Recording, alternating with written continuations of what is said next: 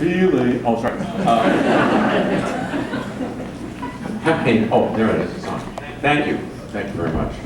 I accept your applause in the names of three people who walked through fire or the shit to tell the truth. You know, New Orleans, whether it's New Orleans politicians or New Orleans media or New Orleans people generally, are regarded, I think, in the precincts of Washington as those people.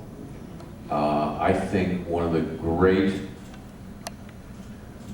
overall crimes, if I can be so strong, of the media's version of this event was that it sucked away the usness of the event, and it portrayed it basically as something that happened to them. Much of what you see in the film was reported by the Times-Picayune, although they did ignore Maria's story. I mean, I was on Capitol Hill having a meeting with a staff person for the Senate Environment and Public Works Committee, talking about some of this stuff, and he was a little surly for about the first 30 minutes, which I think was understandable because he hadn't seen the film and he's thinking, what's this schmuck from The Simpsons doing in my office? I did a talk at the National Press Club in Washington in February, talking about what I think the mechanism or mechanisms were for that failure of the national media. I think we get beguiled in this time where ratings for cable news channels are spiked either by big events or by people yelling at each other. It's the conservatives' fault. No, it's the liberals' fault. That the real biases that really affect coverage of major events in the media tend to be more basic. Laziness, money, and ego. And all three, I think, played a part in the way that the media misperceived and miscommunicated what happened in New Orleans. But then when he realized that I was kind of serious, he said, well, you know, there's a lot of New Orleans fatigue on Capitol Hill. Well, great, there's a lot of Washington fatigue. You know. So we're even, except they got the money. What's known in New Orleans, I mean, the local media in New Orleans, if anybody wants to see the textbook case of, I mean, I come from originally Los Angeles, where our local newspaper, it came as news to them every day that there was local news. And the performance of the Times-Picayune, of WWL Radio, WDSU TV, WL TV, the local media in New Orleans in general in the 3 or 4 years after the flood was exemplary. Absentee ownership almost universally, giving local management the resources to cover the story and to keep covering the story. Pretty remarkable in the history of modern American media. But boy, that paper, for example, went from disposable, you know, floor covering to essential daily reading in the blink of an eye. Man, that's true.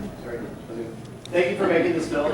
Thank you. As a young person that learned about you through the amazing Spinal Tap film, and then now my wife is from New Orleans, and be able to watch this movie and to experience the story through your voice is very important to me and my family, so thank you very much. Thank you. I have a question about was there anything that you encountered during the making of this film that you were not able to put into the film because of rights or licensing, or because you didn't want to punk anybody out, that you want to tell us now? Now that we're here alone, just you and me and Facebook. You know, normally, if you're a student of American media, the New York Times kind of sets the agenda for ABC, CBS, NBC, CNN, NPR.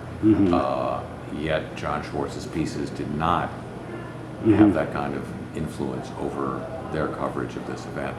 And if you saw what they did last August on the 5th anniversary, they basically came down and didn't say, hey, look at what we've learned in the last 5 years. They reran their old tapes and said, hey, didn't we do a good job? Wasn't that terrible? Weren't those good times? And why did you go so light on George Bush, by the way? Oh, because George Bush was responsible for the failure of the response, but this movie was not about the response. This movie was about the cause. The response had been debated and litigated thoroughly in the national media. The cause had been ignored, and I had 90 minutes. And George Bush, if you look at the timeline of all the mistakes made by the Army Corps of Engineers, they were made over 4.5 decades under administrations of both political parties. If this had been a partisan, pardon me, a partisan problem, I think it would have gotten far more attention on cable TV, which loves nothing more than, it's the liberals' fault, it's the conservatives' fault. Well, sorry, but this is everybody's fault. Everybody got an oar in this water. And that's why, I think, one of the reasons why it didn't get a lot of oxygen on national news is because you couldn't blame either side. Democratic presidents, Republican presidents sat there while the Corps of Engineers made these hideous blunders, hideous misjudgments. So it just seems like kind of just noticing on the website that you're touring this thing harder than in Spinal Tap, Absolutely. You're on the road here, and it just seems like, I guess, part to get it out there, kind of be almost a Paul Revere kind of thing? Well, if you can't get the national media to call people's attention to it, you have to adopt a different retail strategy, going city by city, getting local media in each city to sort of, oh yeah, pay attention, perk up their ears. And that's what the job is, And I really faced a decision at the beginning of this year. Okay, I could just say, hey, I made the movie, enough said, and move on. Or if I really meant what I was saying in the film, I had to devote another appreciable piece of time to getting people's attention. It's pretty indistinguishable. People are upset about what happened, about not knowing what happened, concerned about the fate of the people we portray in the movie, concerned about what they could possibly do to change this, not just for the sake of New Orleans, but for all the cities in the country that are being served by the Army Corps' protection. Sounds like a bigger contradiction in military intelligence. Yes, indeed. You don't have to look any farther than the flood in Nashville last year, where the governor of Tennessee actually had to call the Army Corps on the phone and say, why are you releasing water from the lake into this river that's already flooding our city? I mean, it's pretty amazing. Looking at the current state of affairs of this country, because I know here, nice little short one. Do you consider yourself, I don't know, optimist or pessimist? I'm optimistic in the sense that I think once the Chinese take over the world and we don't have to run it anymore, we'll be a better country. I grew up being a real believer in this political system. I worked in it. I worked in the state legislature in California. I thought that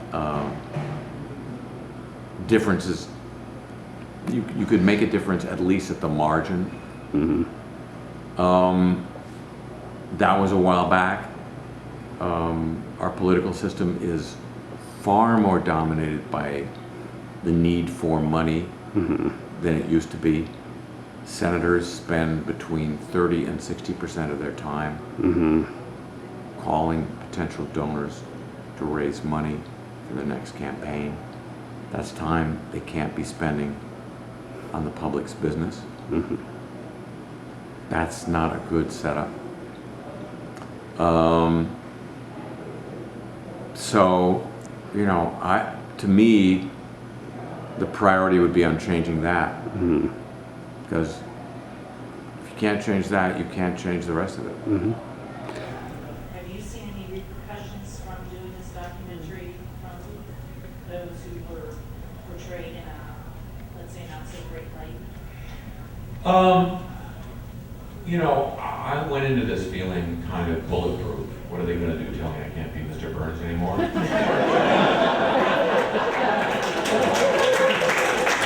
own personal experience has been frustration with trying to get the national media to pay attention to the story. And some betrayals, some weird events have happened in that regard, especially with NPR, which I now refer to as NFPR. But, you know, as I was going through that, I reminded myself, these people have gone through far worse, so, you know. But it's been instructive. I mean, I came up working in journalism and the media and had, I wouldn't say an idealistic view of it, but a view that's been sort of darkened by what I've seen with regard to this. So, but I'm fine. I'm still Mr. Burns. Thank you all for coming.